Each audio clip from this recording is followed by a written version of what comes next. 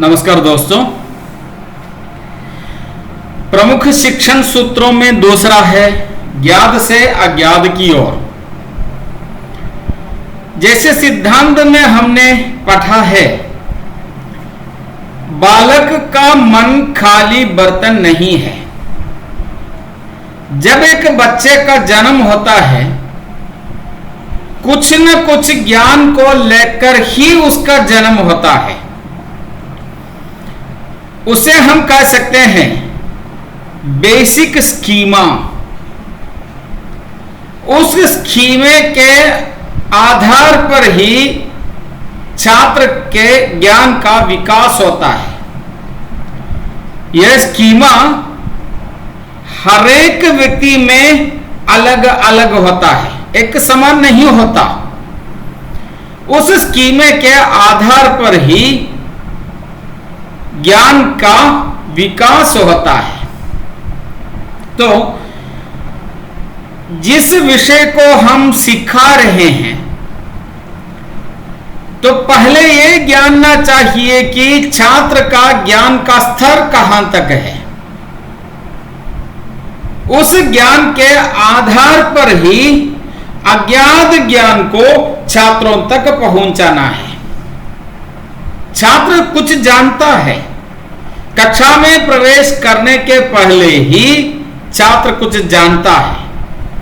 उस ज्ञान के आधार पर नए नए ज्ञान को तो छात्र क्या करता है, अपनी स्कीमा होती है पूर्व ज्ञान, उस स्कीमा के ऊपर नए ज्ञान रख लेता है।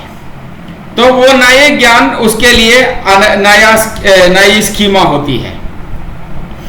तो जो कुछ वो जानता है, उस ज्ञान के ऊपर ही नए ज्ञान की सृष्टि होनी चाहिए,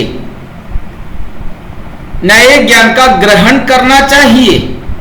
इसलिए कहते हैं कि ज्ञात वस्तु से अज्ञात वस्तु की ओर जाना चाहिए, तभी तो एक प्रवाह होता है, अन्यथा अड़चन जर्किंग होता है। तो ज्ञान एक प्रवाह है।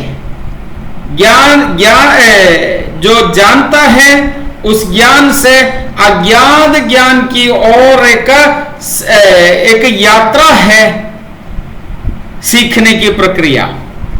तो अध्यापक को जानना चाहिए कि छात्र जो कुछ जानता है, छात्र का पूर्व ज्ञान क्या है। उस पूर्व ज्ञान के आधार पर ही नए नए ज्ञान को रखना चाहिए, पहुंचाना चाहिए। छात्र ज्ञान का अर्जन अपने इंद्रियों से करता है। वैसे तो हम जानते हैं 5 इंद्रिय है, उन इंद्रियों के 5 गुण भी है। नेत्र का गुण है रूप, जीभ का गुण है रस, नाक का गुण है गंध, हमारे ये चर्म का गुण है स्पर्श, कान का गुण है श्रवण। इन 5 इंद्रियों से हम छात्र ज्ञान का स्वीकार करता है। अतः छात्र का ज्ञान कॉन्क्रीट है, स्थूल है। तो इसी ज्ञान के आधार पर ही, कॉन्क्रीट ज्ञान के आधार पर ही अज्ञात ज्ञान को स्वीकार करने के लिए छात्र तैयार होकर बैठे हैं। तो इस सिद्धांत को ध्यान में रखना चाहिए कि ज्ञात से अज्ञात की ओर